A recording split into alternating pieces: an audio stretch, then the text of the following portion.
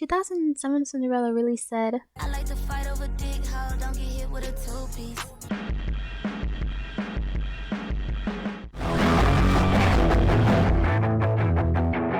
Hello, my name is Jasmine, and in today's video I wanted to talk about the one time, in my opinion, that Disney got girl bossing correct. Specifically what I mean by that is the one instance that I can remember of Disney taking a movie that had a female lead in it and remaking it, but did it in a way that actually made sense and wasn't this very corporate, very hollow sense of like wokeness. I just feel like Disney is on this trend now where they try to make every like female character a girl boss in some way, shape, or form.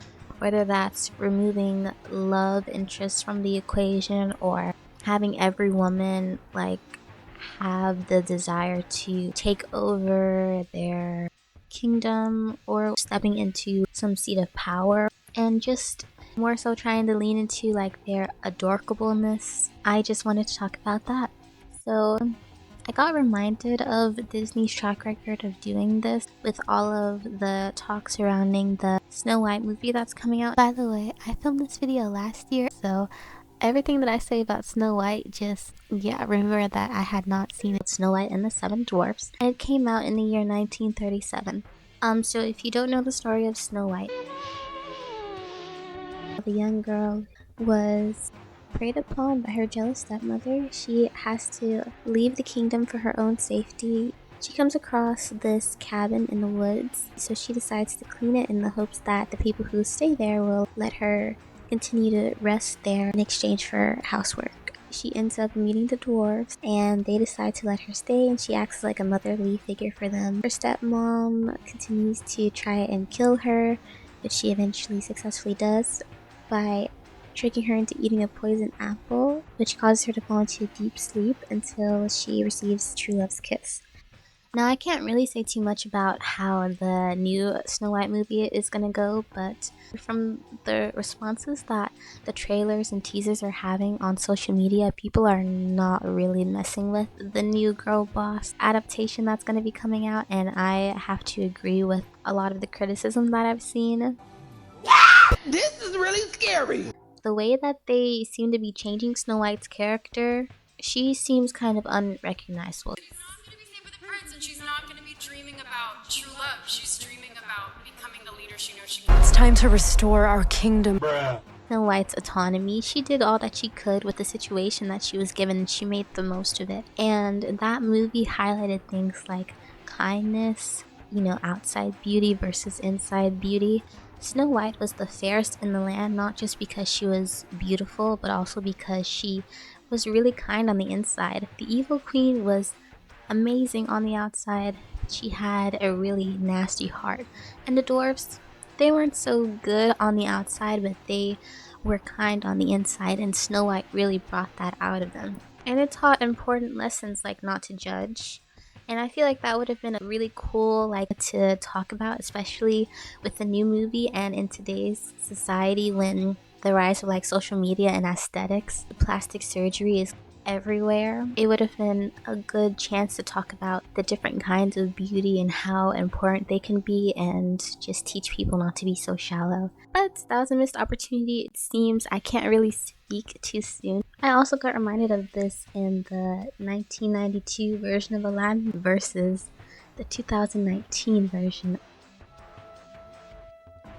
So in the original Aladdin, Jasmine's whole thing was she basically was looking for a suitor, kind of reluctantly, because her birthday was coming up and it was the law that she had to be wed by her next birthday, which was in the movie 3 days.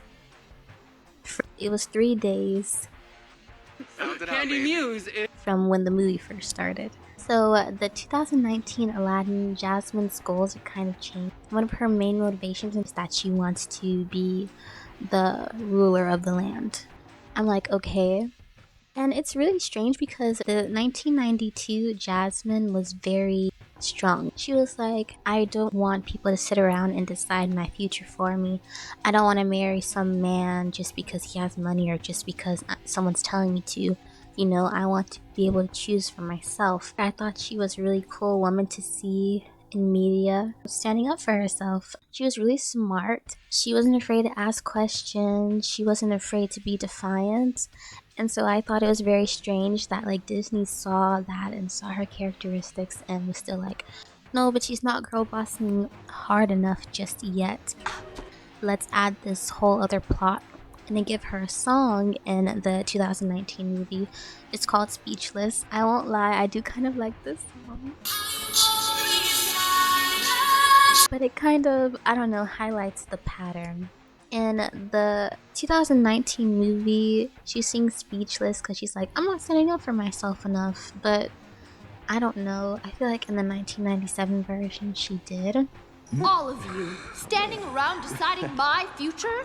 Get her, Jay. I also feel like perhaps Disney thought that it was focusing too much on the romance plot, which was strange because that was quite literally like what else would she be focusing on? This is the most pressing matter in her life at the moment, because that's where they decided to put the story. So obviously she's going to be caught up with all these men because that's the point of the movie. It just seems like Disney always feels this need now to make these women like, and they're all falling into like the same type, like this very exact same archetype. It's erasing the nuances in how strength can manifest in different ways. That brings me to Cinderella. So the original Cinderella came out in 1950.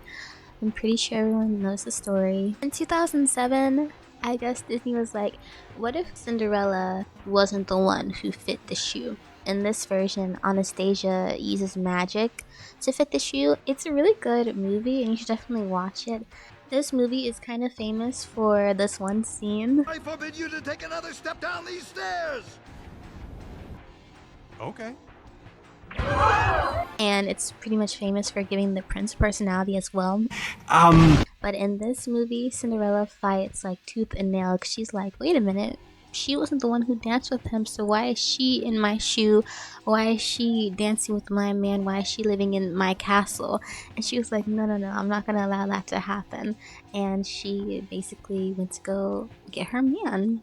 Period. I thought that this was a good instance of like them actually girl bossifying a character because they didn't seem like a slap in the face to the original. They kind of expanded on her traits.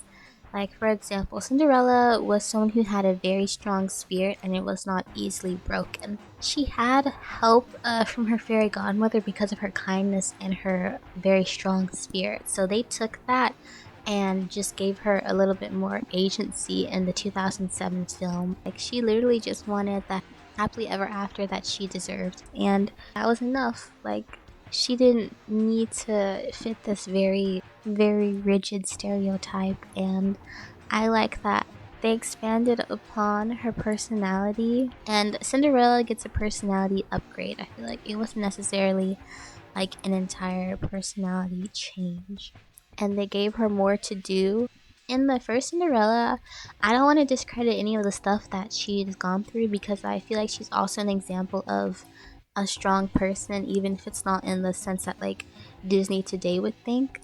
She was in a really bad situation. She was literally being abused. She got her own house taken from her and she was pretty much forced into servitude, and she still kept a positive attitude through it all, and she did all the work and stuff pretty much by herself. That is strength. It's really hard to do housework, and it's hard to do housework like every single day. I feel like people don't like get that enough, and it's manual labor and it's every day, it's constantly. There's this really good, like, I think it's a Merry Melody short film type of thing about this, and I'll try to like play some of it. I probably won't be able to play all of it, but Oh, you women, with all the time in the world on your hands, you never find time to get anything done.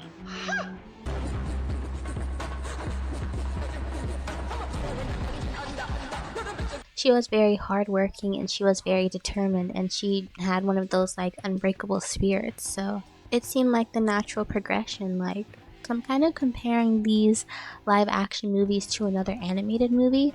So, you know, if you want a live action example of this with the same character, then look at the live action Cinderella.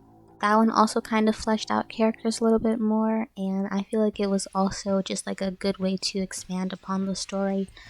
I feel like it respected the source material, and yeah, the trajectory of Disney and the way that it's going so far, can't say I'm excited, and it sucks because I'm a Disney fan. I don't know if I'm gonna be able to say that in a few years, because it's just like they're kind of going out sad in my opinion. I wish that they would take the criticism from people like actual dedicated fans more seriously. And there's nothing wrong with enjoying the anything that Disney's putting out. If I think it's bad, you might think it's amazing, and that's like totally fine. I feel like Disney should really look back on its older material with actual love and care, because Disney is such a huge company because of the actual dedication and love that was being poured into it. And they cared more about how can we make actual stories that mean something, and how can we put out quality things. So yeah, I just wanted to talk about that. I love Cinderella 3: A Twist in Time. It's one of my favorite Cinderella adaptations. My most favorite Cinderella adaptation of all time is, of course, I think it's 1996, Rogers and Hammerstein's Cinderella with Brandy.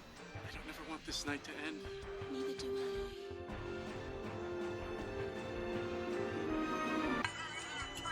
Anyways, I could talk about this stuff all day. I love Cinderella. She's one of my favorite Disney princesses. That's the end of the video. Thank you for watching to the end. If you like this, please subscribe and like the video and leave a comment. I make videos similarly to this sometimes, but I also do kind of a lot of stuff.